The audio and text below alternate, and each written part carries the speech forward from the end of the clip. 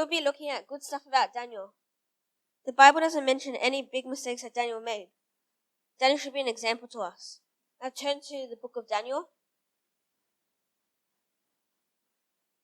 In the Old Testament, you were not allowed to eat unclean animals. King Nebuchadnezzar had his own meat and wine. Daniel didn't want to eat the meat or drink of the wine. So there are 4 points good about Daniel. And the first point is to obey the Lord over man. Amen. So go to Daniel chapter 1, verse 8. Daniel chapter 1, verse 8. Daniel 1, verse 8 says, "But Daniel proposed in his heart that he would not defile himself with a portion of the king's meat, nor with the wine which he drank. Therefore he requested of the prince of the eunuchs that he might not defile himself." Now God had brought Daniel into favor and tender love with the prince of the eunuchs. And the prince of the eunuchs said unto Daniel, "I fear my lord the king, who hath appointed your meat and your drink. For why should he see your faces, worse liking than the children which are of your sort? Then shall you make me endanger my head to the king." Daniel obeyed the Lord. Later him and his 3 friends had pulse instead of meat, and they became fatter than everyone else. Pulse is beans, peas, and lentils. Daniel obeyed the Lord and was blessed for it. He had an opportunity to please the king over the Lord, but he didn't do it. Daniel is a good example, and even his 3 friends, Shadrach, Meshach, and Abednego, did it. Now go to Daniel chapter 3. Daniel chapter 3, verse 11. Daniel chapter 3, verse 11. The Bible reads, "And whoso falleth not down and worshippeth, that he should be cast into the midst of a fiery furnace. There are certain Jews whom thou hast set over the affairs of the province of Babylon, Shadrach, Meshach, and Abednego. These men, O king, have not regarded thee. They serve not thy gods, nor worship the golden image which thou hast set up." Now go down to verse 16. It says, "Shadrach, Meshach, and Abednego answered and said unto the king, O Nebuchadnezzar, we are not careful to answer thee in this matter. If it be so, our God whom we serve is able to deliver us from the fiery furnace, and he will deliver us out of thy hand, O king." They served God over the king. Now go to Daniel 5. The second point is don't try to get earthly gifts and rewards. Daniel could have been third in command by King Belshazzar. He interpreted the writing on the wall.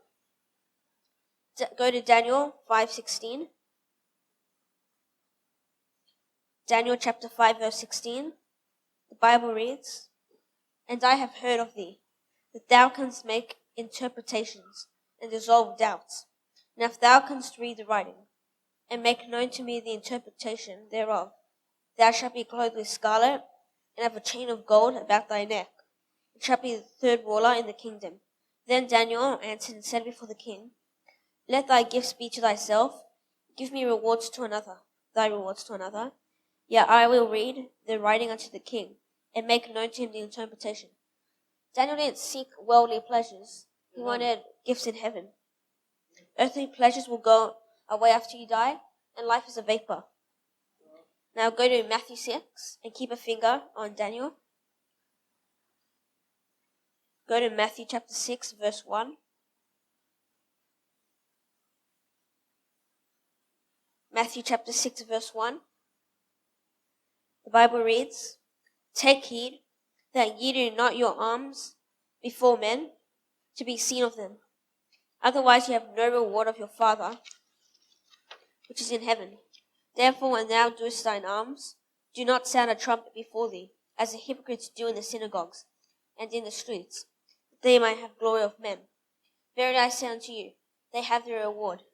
But when thou doest thine alms, let not thy left hand, nor thy right hand do it, that thine alms may be in secret, and thy Father which seeth in secret himself shall reward thee openly. Daniel didn't seek pleasures on earth. He wanted those rewards in heaven. Don't try to get men's glory. The Father will reward you openly if you don't try to please men, but please him instead. Now the third point is to pray often. Now go to Daniel chapter 6. Daniel chapter 6 verse 10. Daniel chapter 6 verse 10. The Bible reads, Now when Daniel knew that the writing was signed, he went into his house, and his windows being open in his chamber toward Jerusalem, he kneeled upon his knees 3 times a day and prayed and gave thanks before his God, as he did aforetime. Daniel prayed 3 times a day. We shouldn't forget to pray, and we should do it a lot. 1 Thessalonians 5:17 says, Pray without ceasing. We should continue praying and don't give up. But what you shouldn't pray vain repetitions. Now go to Matthew 5. Keep a finger in Daniel again. Daniel chapter 5 verse 17.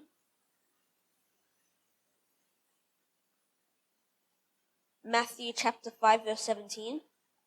The Bible reads, But when ye pray, use not vain repetitions as the heathen do, for they think that they shall be heard for their much speaking. Mean your prayers like Daniel did. Much speaking won't be heard if you're just saying the same thing again and again without meaning it. Something else you must do when you pray is thank God for the things he's done. Don't pray that so that men can see you for rewards in earth. We saw in point 2 to store treasures in heaven and not in the earth. Now the fourth point, the last point, is be faithful to the Lord to death. Now you should be in Daniel chapter 6 already. Look at verse 16. Daniel 6:16. The Bible reads, Then the king commanded, and they brought Daniel and cast him into the den of lions. Now the king spake and said unto Daniel, Thy God, whom thou servest continually, he will deliver thee. The angel of God shut the lion's mouth, and Darius regretted after himself. The Lord saved Daniel. And the last passage, go to Philippians chapter 1. Philippians chapter 1, verse 29. Philippians chapter 1, verse 29. Philippians 1:29 says, For unto you it is given in the behalf of Christ, not only to believe on him, but also to suffer for his sake, having the same conflict which you saw in me, and now here to be in me. It is good to suffer for Christ's sake. You will be rewarded greatly if you suffer for Christ's sake. Christ suffered for you, so you should suffer for him, even if it is to death.